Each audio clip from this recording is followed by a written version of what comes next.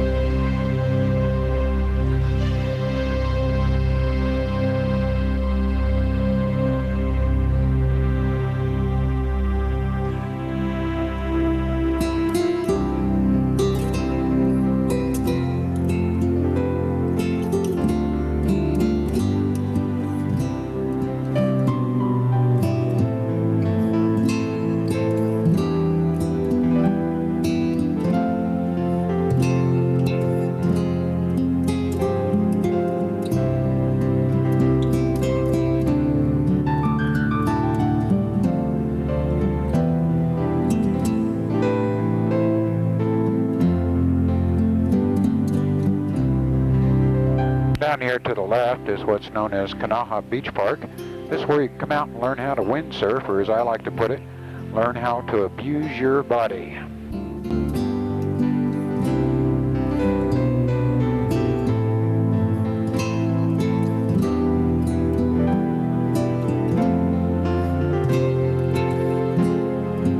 Over to the left is Kanaha Pond. That's a wildlife sanctuary.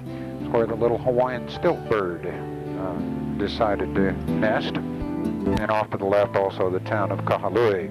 It's the only port city here on the island. This is where we have our only commercial harbor.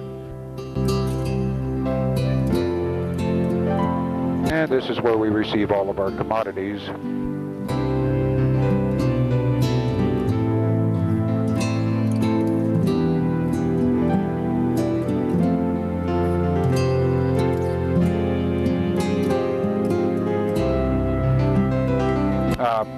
This harbor is not large enough for the large ocean-going cargo vessels. Therefore, all of our commodities on the island are received from the mainland through the port of Honolulu by tugboat and barge.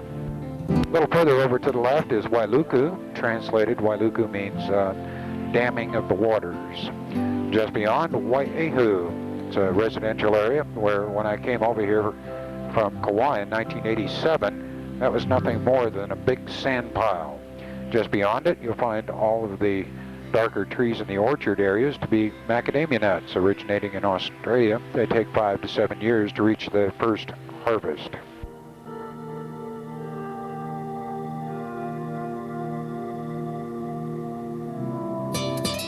Little Waihe'e golf course off to the left front. Translated as slippery waters, deriving its name from Waihe'e Valley, which is on just a little further. And all of this area that you're looking at is of the older portion of the island of Maui, the volcano Pu'ukakui. It's an extinct shield-type volcano. It sits at an elevation of 5,788 feet above sea level and eroded down to half of its original height.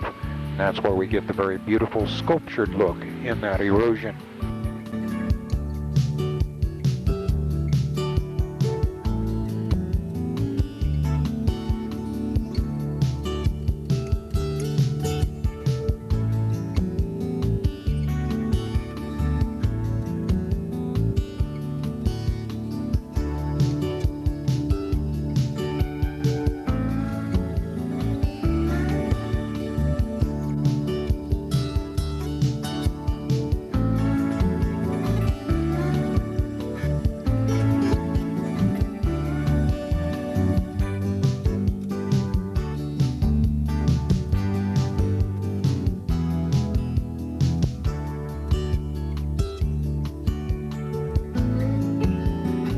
And we'll be making our way to the longest and the deepest of the valleys here on the western side of the island. It's known as the Hawaii Valley.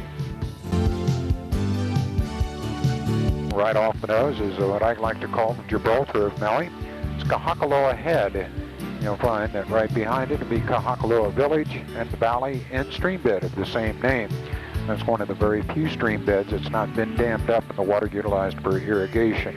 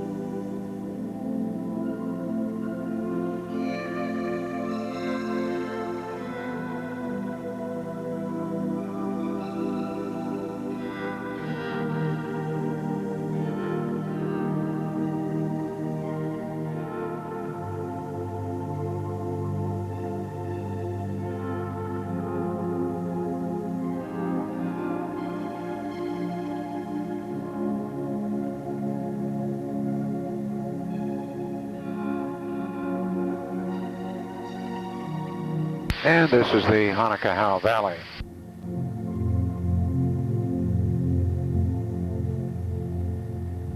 Gets a little bumpy up in here because of the trade winds. But like your old pick-em-up truck back on the mainland, driving down a dirt road with lots of bumps, when the bumps get intolerable, you slow down.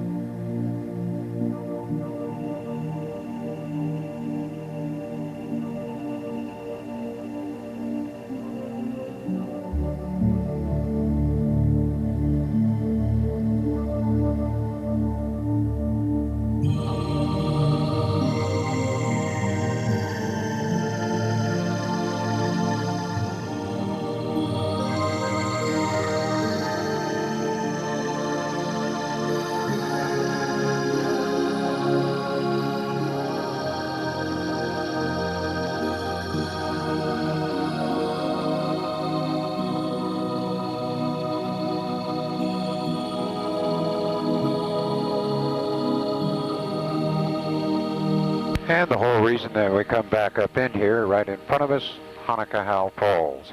All the waterfalls on the island of Maui directly proportionate to the amount of rainfall that we receive in the previous 6 to 12 hours.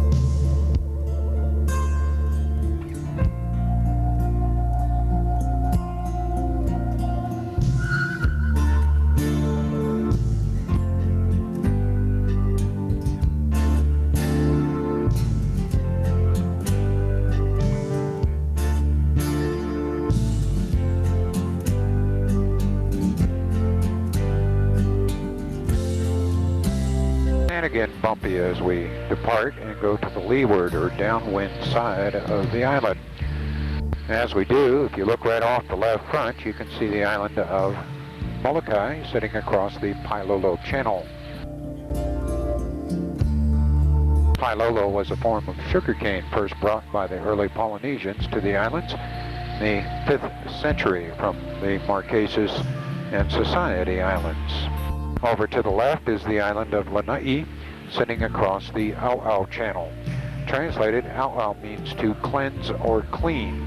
Just this side of it, you'll find the area known as Ka'anapali. That's where you'll find 2 beautiful golf courses, a lot of white sand beach, and some very beautiful hotels. It's the first hotel resort area of its type in the world, created by the AmFac Corporation. And just a little further is the town of Lahaina. That was the territorial capital of the territory of Hawaii during the reign of the King Kamehameha III. You'll also find that this particular town was the whale-killing capital of the world, dating back to 1820 to 1860. And it is now, of course, the whale-watching capital of the world.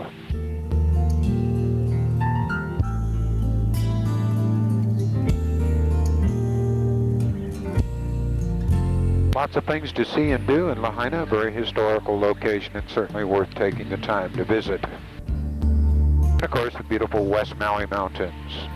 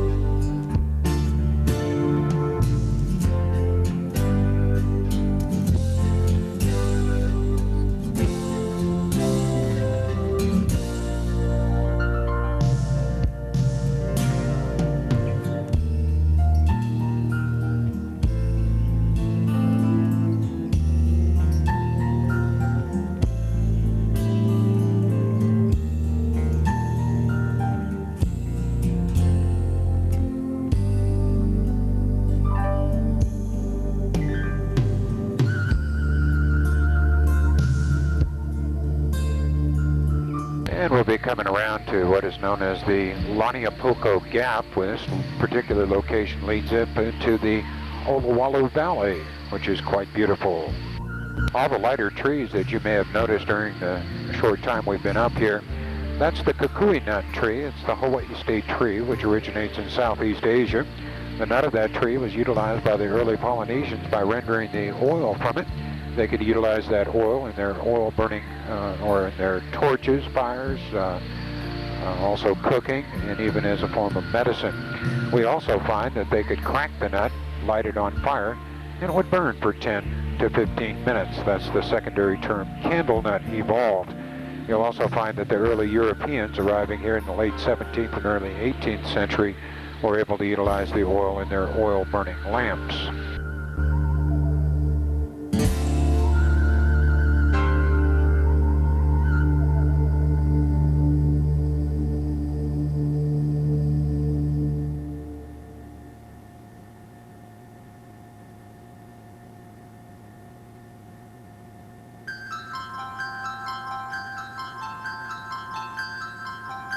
And this is the Olowalu Valley. We're going to cross over into the Iao Valley, which is sometimes referred to as the Valley of Dawning and Inspiration. It's one of the wetter spots on the face of the earth. It's some 500 inches of rain a year.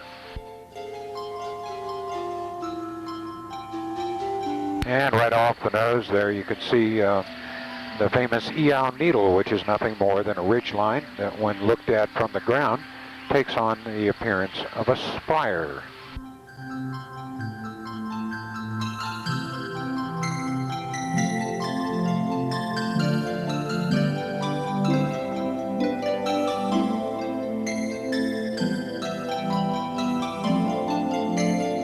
Come up into this valley and go hiking.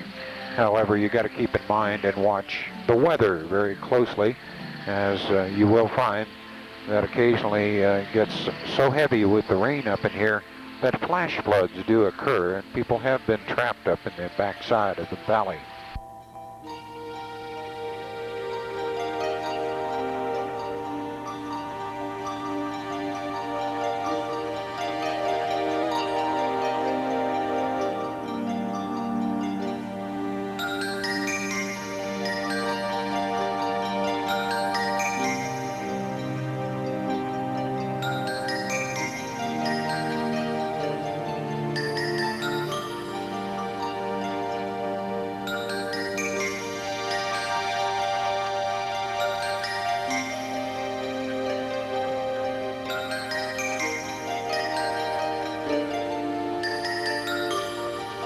Parking lot down there in the base of the valley is where you can place your vehicle. However, I'd advise take all your belongings out of the vehicle, and if it's not important, don't bring it with you. Leave it at the hotel. It's an unfortunate thing, but we do have our problems here on the island. Occasionally cars get broken into, unfortunately.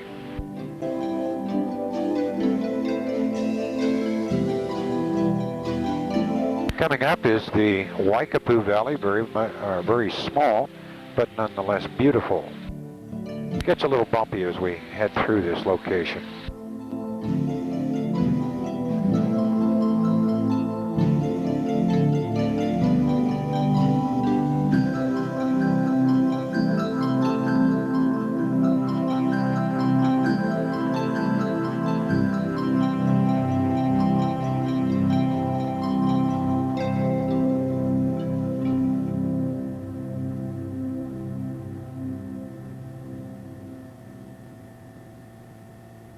And we're going to begin a climb here shortly to head up to the top of Mount Haleakala.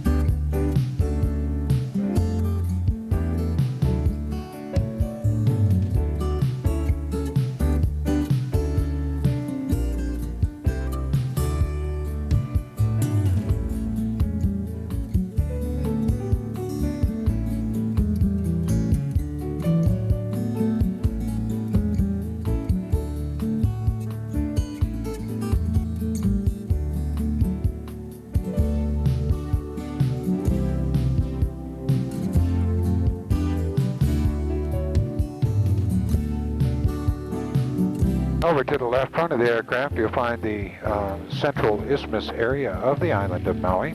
This is where Maui got its nickname, the Valley Isle. This is also where you'll find the majority of all of our sugarcane. The sugarcane on Maui is a 15-month to 2-year slash and burn crop. It does require about 2,000 pounds of water for every single pound of sugar that's rendered. The water is obtained from ponds located throughout the area, and they are filled through an aqueduct network which comes out of the northeast rainforest area specifically for the purpose of irrigation. It's known as the Hamakua Ditch. Over to the right, you'll notice that there's a couple of islands out there. The larger of the two, Ka'olave, uninhabited. It used to be a military bombing and gunnery range. That is, up until it was given back to Maui County a few years ago. The 10-year cleanup process has just begun. A bid was just recently let, and there's people out there attempting to clean that island up of all the unexploded ordnance as well as undesirable trash and military equipment and leftovers. Also, just this side of it, a very small, popular little island known as Molokini. It's a marine sanctuary, which means, sorry folks, no fishing. You can, however, go out there and go snorkeling. It's quite an enjoyable experience if you take something along with you for the fish to nibble on other than your fingers. And off to the right is Ma'alaia Bay. This is where, when the whales visit us, they put on quite a show. And you'll find that there's two ways to get good photographs of that activity, either from a boat or along a long stretch of white sand beach coming up beneath us here, known as Sugar Beach, the Hawaiian name for the location, Kealia Beach, deriving its name from Kealia Pond right beneath us. You'll also find along the eastern shoreline of Ma'alaia Bay locations such as Kihei, Wailea, McKenna, and Maui Meadows. Kihei is mostly new homes, businesses, and condominiums, while down in Wailea, it's hotel resorts, golf courses, and tennis courts. Down in McKenna, golf courses, the Maui Prince Hotel, and a few residences. And then on the north side of the Hanoa Pi'ilani Highway, Maui Meadows, which is a residential area.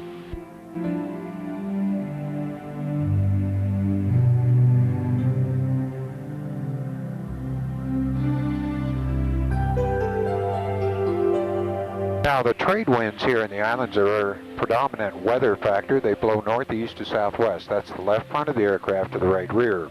As these winds come across the islands, they draw along with them the moisture, the clouds, and the rain showers. Majority of all the rain that we do receive here in the islands is deposited out on the northeast-facing sections. That usually exceeds 350 inches of rain a year. Down on the southwest side of the island, it's quite a different story. 12 to 25 inches that same year. Quite an imbalance when you stop to consider Maui north to south is 26 miles, 48 miles east to west. Total landmass for the second largest island in the chain, 728 square miles. You'll also find that the vegetation, of course, follows very closely in tune with the rainfall. Beautiful, thick and green on the northeast, dry, parched, and lacking on the southwest. And it's for that very reason that at one time the central area of the island was just like you see in front of us, very, very dry and parched, and that's what the result of the irrigation was allowed to create.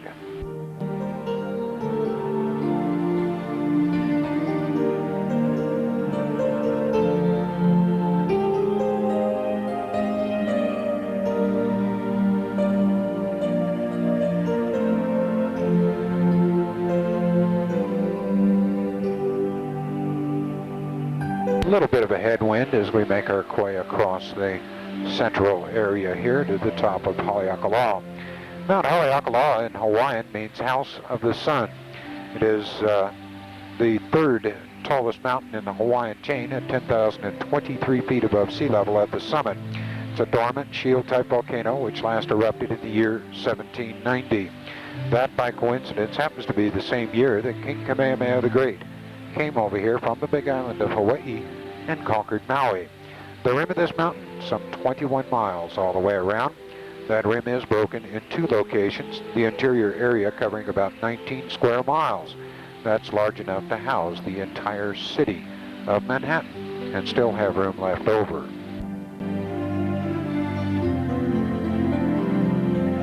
The highway that makes its way up the western flank of the mountain is considered to be one of the steeper inclined roads in the U.S. currently. It goes from the summit of the mountain to sea level in about 36 miles. Also on the western flank here, a lot of communities beginning over to the left at Pukalani, Makawao, Olinda, Upper Kula, Palehu, Keokea, off the nose, the Thompson Ranch, then the Ulapalakua Ranch, and Kanaio. All of these areas have beautiful homes and certainly magnificent views. You'll also find that the temperatures will run generally 5 to 15 degrees cooler than you'll find down in Kihei, Wailea, and McKenna. Additionally, you're going to find that during the winter months, that same factor holds true. It's kind of nice to have a fireplace in the upper elevations to keep you warm at night. It's not uncommon to find frost on your windows in the upper elevations early in the morning as you go to work. And up on top of the mountain, during the dead of winter, occasionally we will see a little bit of snow.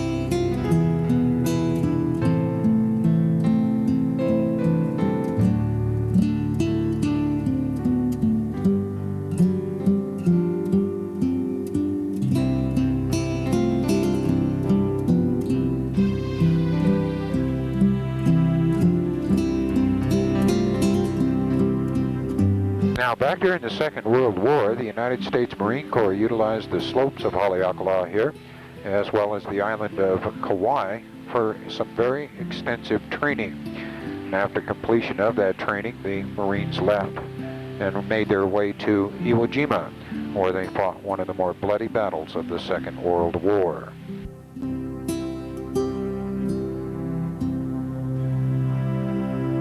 A lot of reddish material up here on the mountain. That's iron oxide. Yellowish material, deposits of sulfur.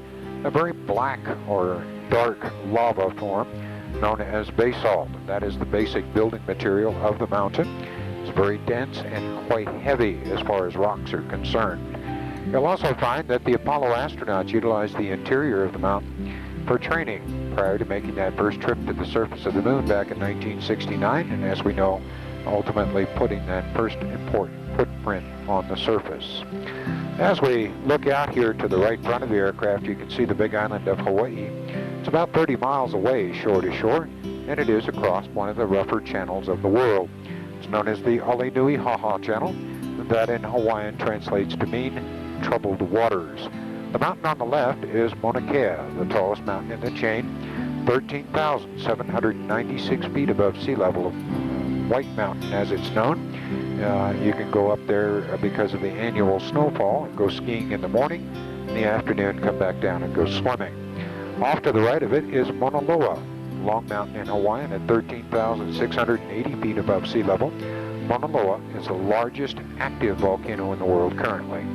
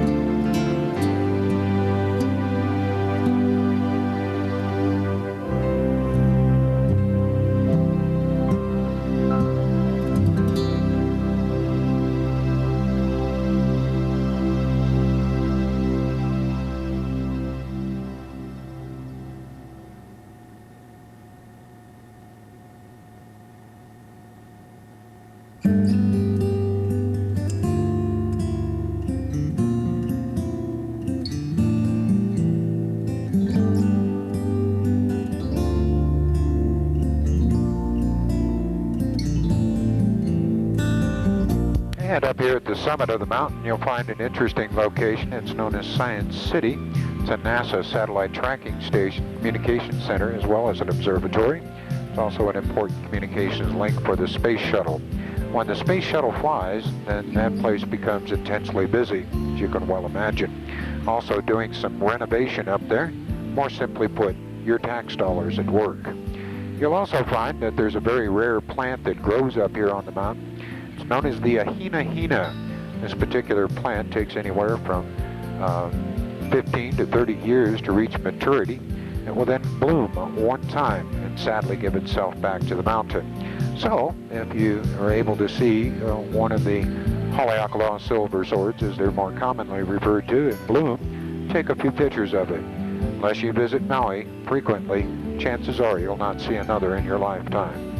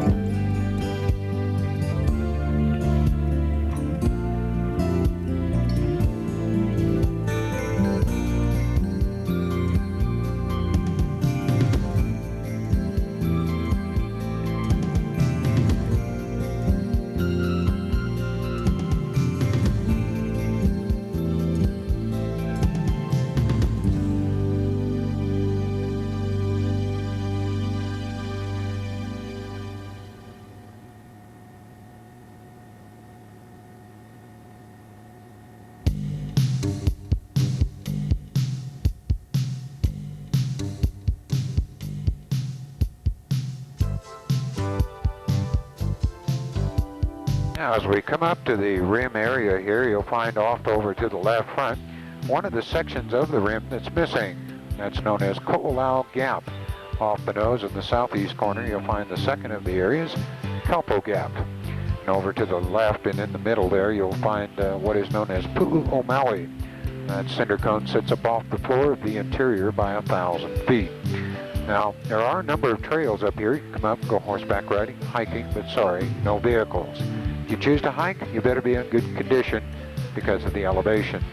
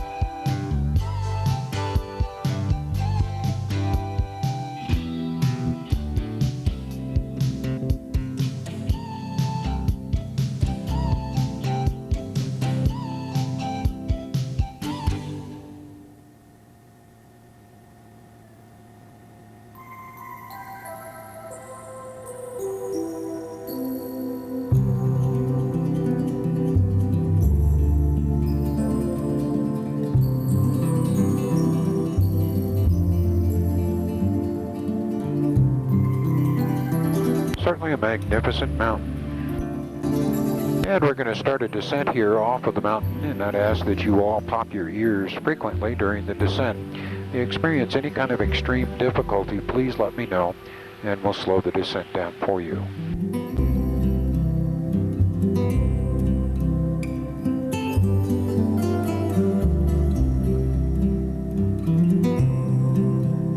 Wild animals on the island of Maui? Well, we got some wild pigs and we got some goats. Pigs on the island came along with the early Polynesians out of the Marquesas and Society Islands back in that 5th century. The goats came along with the Europeans in the late 17th and early 18th century.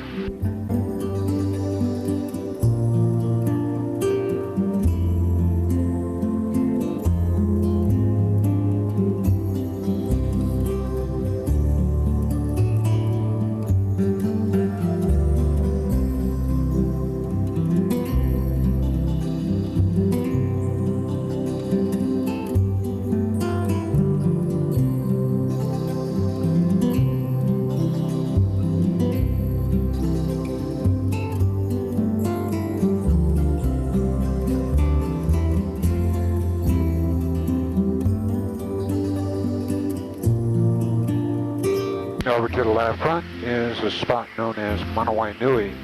Pigs and goats hang out in that area. We also have some axis deer, about 3,000 of them on the island. They came along early with the Europeans. I also find that Manawai has one of the more beautiful displays of waterfall activity on the island when we get the heavier rains. There's a little bit of water in there right now.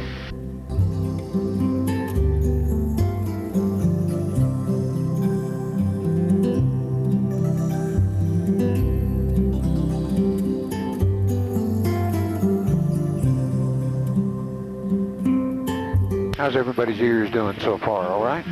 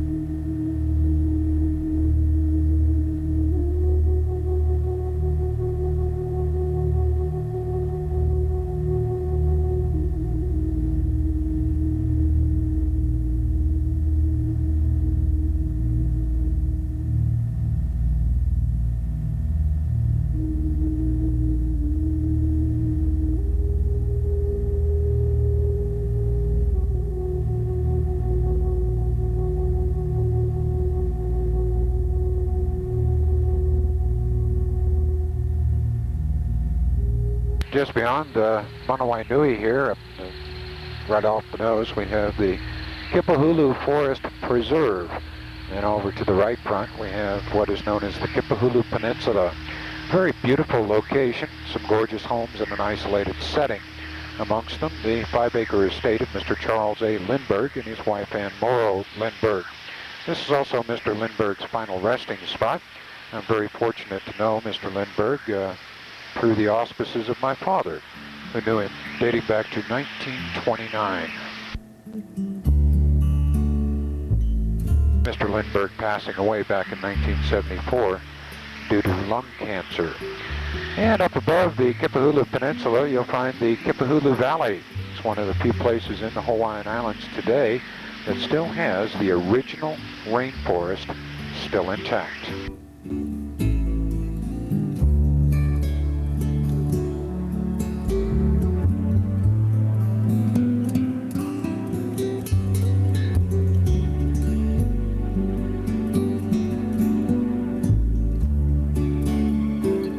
And because of the height of the clouds here, we've got to go offshore here for a little bit.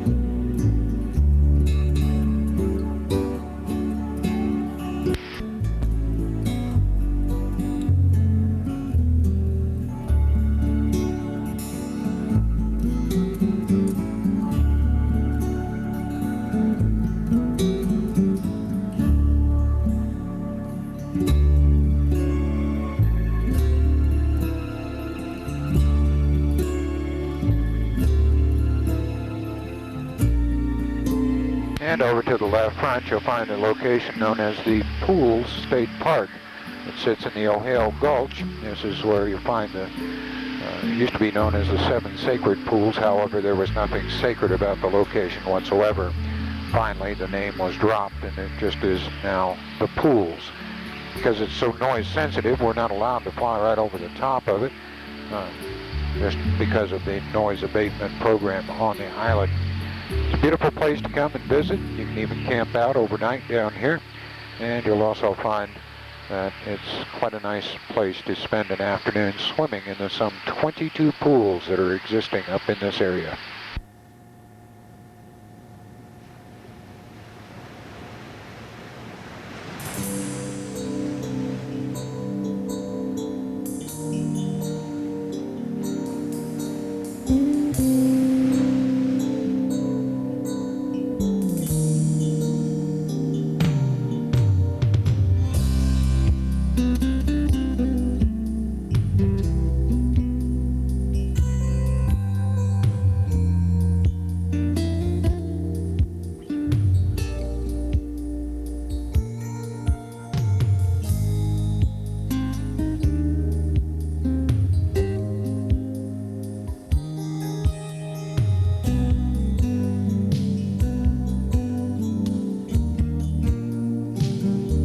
Out here on the eastern side of the island, you don't find much in the way of beach area. Quite simply, this portion of the island is so very young geologically that those items have not been able to be created.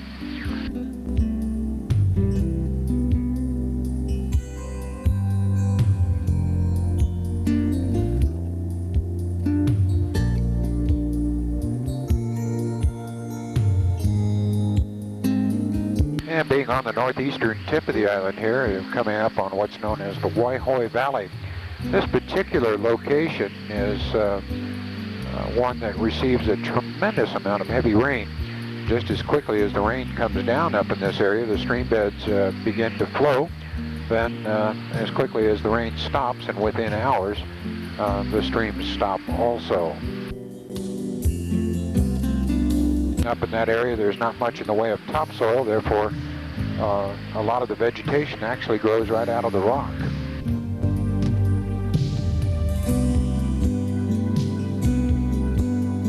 And we are coming into the Hana area of the island. Hana is very, very small, shockingly small to a lot of the folks that see it for the first time. You find that there's only about 2,500 people living over here to the right front in Hana. You'll find that it's a historical location. It is the birthplace of Queen Kaahumanu. She was the third and favored wife of King Kamehameha the Great out of some 21. She was a woman that was very instrumental in removing the Kapu form of religion here in the islands in favor of Christianity. You'll also find that there's a lot of our entertainment world folks living out here. People like Richard Pryor, Jim Nabors, Chris Christopherson, Pia Sador, Barbara Streisand, even one of the original Beatles, George Harrison, has a home out here.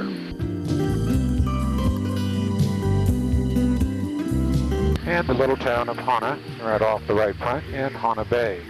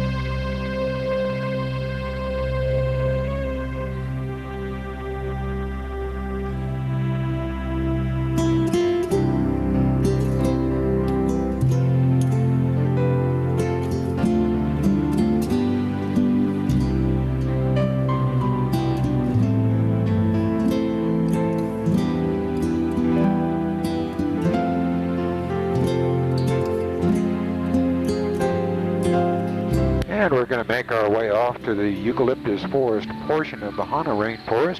The eucalyptus tree originated in Australia, where it's known as the gum tree. We'll also see a little bit of the Hana Highway. It's a very narrow 2-lane road running some 52 miles from Kahului to Hana. In that 52 miles, 56 one-way bridges, 617 very sharp turns. The highway is a source of a lot of frustration, a lot of aggravation, as well as a very beautiful trip to experience. And for those of you who have driven the highway, then we'll certainly show you what you weren't able to see from your vehicles. Also off to the right here is the Hana Airport, very small, allowing only small general aviation aircraft and helicopters to utilize it.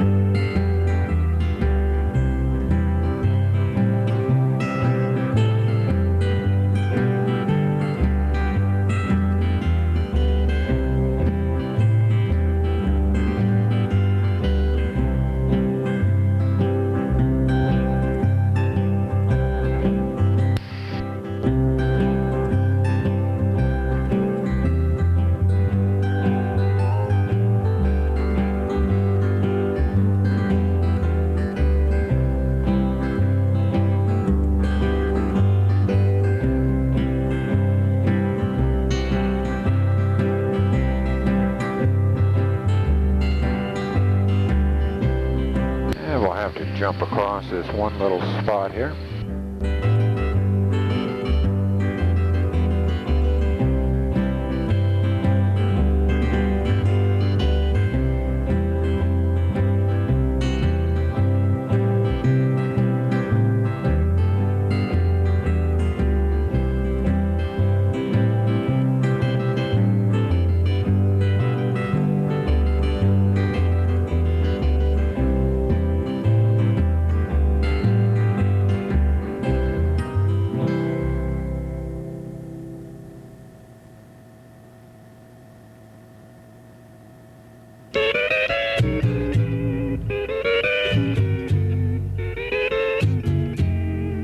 Beneath this, a bit of that Hana Highway, the aqueduct. And if you look closely up in this area, you'll find a tremendous amount of waterfall activity.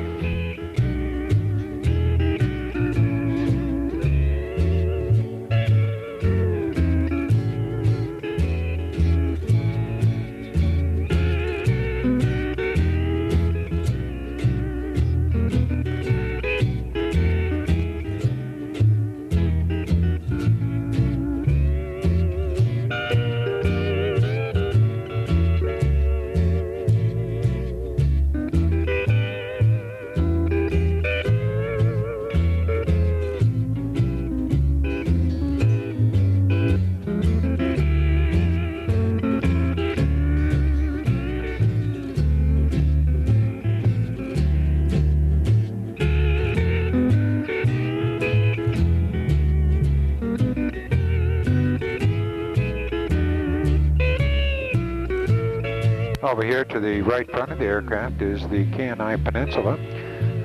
Two older villages out here. On the extreme right front is Wailua, off the right front, Kenai. These two locations are best known throughout the area for the islands for the taro that they grow. Taro, when crushed up, becomes that great Hawaiian delicacy, poi.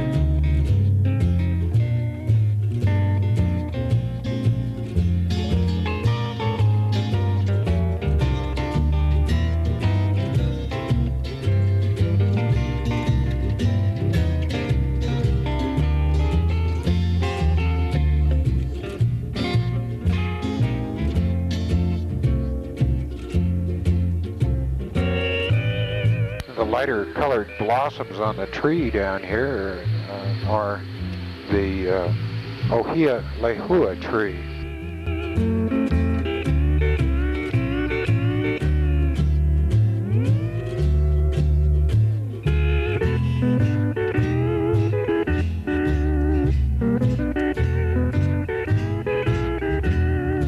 Occasionally out here you'll see a very bright orange blossom tree. That'll be an African tulip.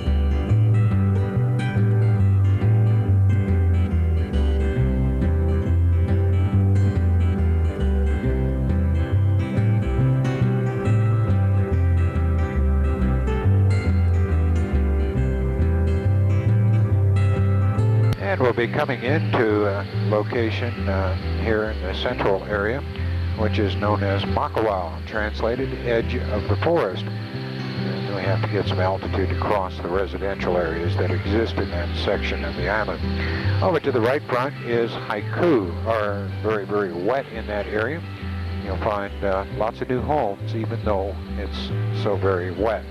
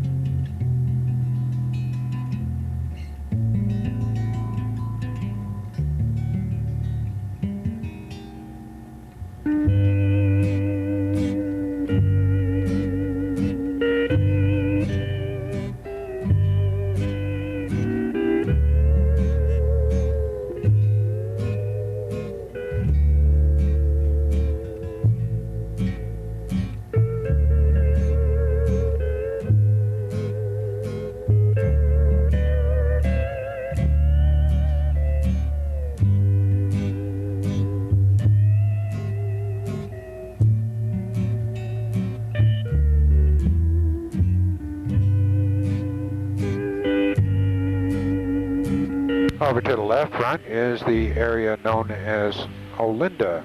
Beautiful homes in there.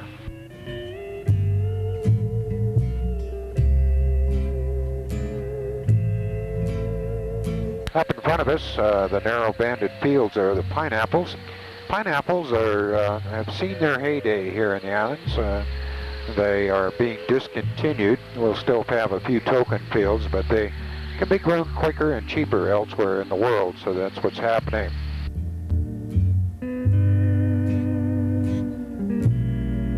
Alternative crops, of course, are being sought to replace the pineapple. Considerations: macadamia nuts, coffee, and cocoa.